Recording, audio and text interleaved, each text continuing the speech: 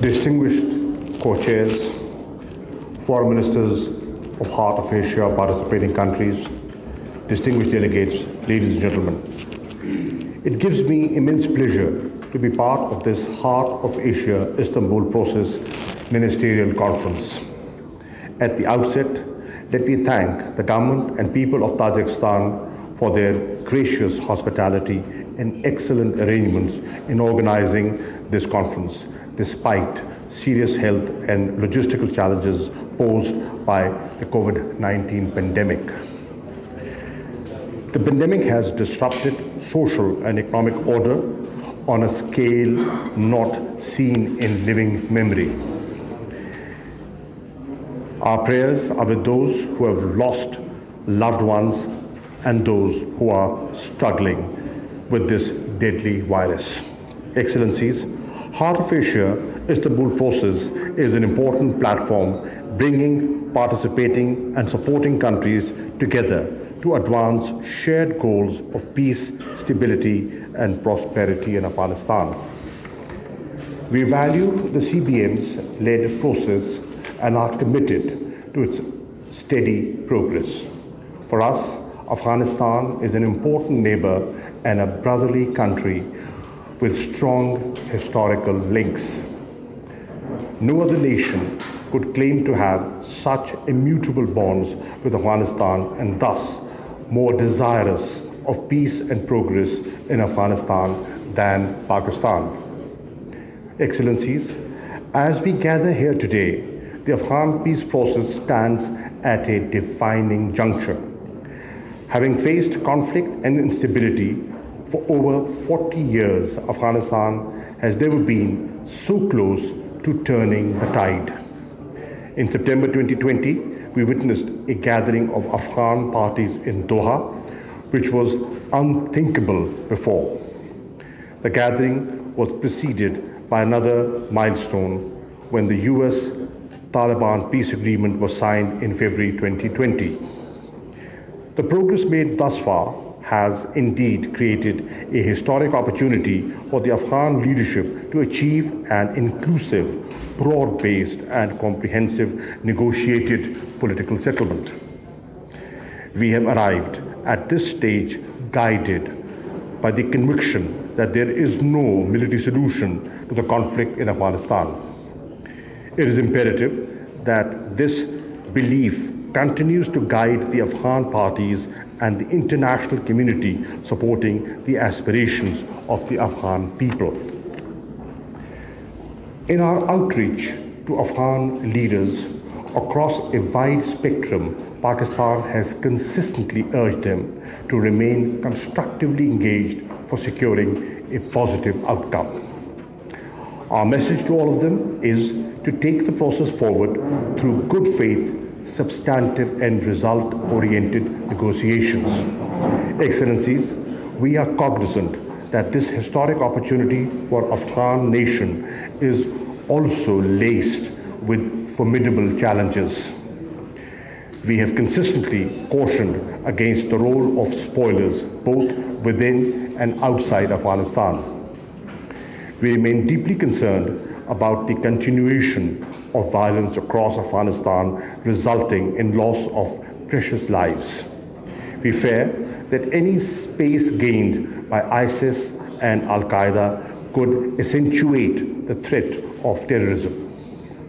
We are concerned that the risks posed by damaged infrastructure and lack of economic opportunities may undermine the gains made in the peace process. Excellencies, when the Doha Peace Agreement was signed last year, we called it a moment of hope and optimism.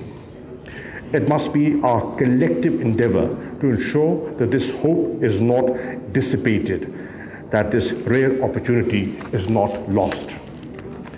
For this, everyone will have to summon every ounce of patience, commitment, and perseverance.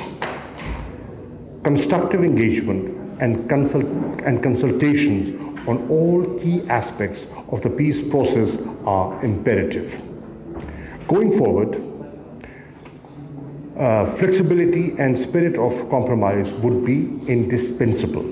Going forward, I suggest we focus on consolidating and building upon the progress made through the Doha process, preserving the international community's investment and the consequent development gains made over the years, ensuring orderly and responsible withdrawal, making sure reduction in violence and ceasefire are achieved at the earliest, culminating the Afghan-led, Afghan-owned process into a sustainable political solution, securing the international community's financial engagement to support Afghanistan in its post-conflict path to progress, planning long-term reconstruction and economic development for Afghanistan, creating pull factors for the Afghan refugees to return to their homeland with dignity and honor through a time-bound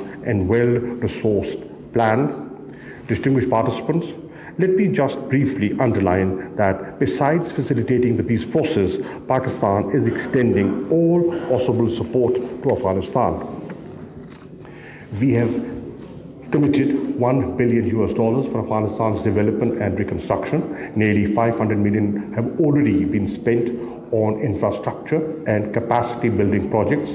A new visa regime has been instituted to facilitate travel. Despite COVID-19, we opened 5 border crossing points to facilitate bilateral and transit trade. We are engaged with Afghanistan on revision of the transit trade agreement. Pakistan has also operationalized Gwadar Seaport for Afghan transit trade. Pakistan is keen to move forward on regional connectivity and energy projects such as Kasa 1000 and TAPI. The Trans-Afghan Railway project connecting Uzbekistan, Afghanistan, Pakistan is being pursued to promote trade, tourism, and people-to-people exchanges. The China-Pakistan Economic Corridor, as the flagship project of Belt and Road Initiative, is open with beneficial prospects for Afghanistan. Excellencies, under the Heart of Asia Istanbul process, Pakistan is a participant in all CBMs and a lead country in disaster management and environmental protection and agricultural development. Pakistan hosted first virtual meeting of Regional Technical Group of Agriculture Development CBM on 5th of March 2021. The areas of cooperation agreed in the meeting include plant quarantine system, advancement of seed industry, and value crop production. We believe our cooperation in developing agriculture in the Heart of Asia region will contribute in enhancing prosperity and improving livelihood in the region. All these steps are practical manifestations of our resolve to build close cooperative ties with Afghanistan. Excellencies and distinguished participants, as I close, I express my confidence that our deliberations today will be meaningful and productive, and that the Dushanbe Declaration would reflect our common resolve to stand by and support the Afghan people at this most consequential time in their history. For its part, Pakistan will continue to support a peaceful, stable, united, democratic, sovereign, and prosperous Afghanistan at peace with itself and with its neighbors. I thank you.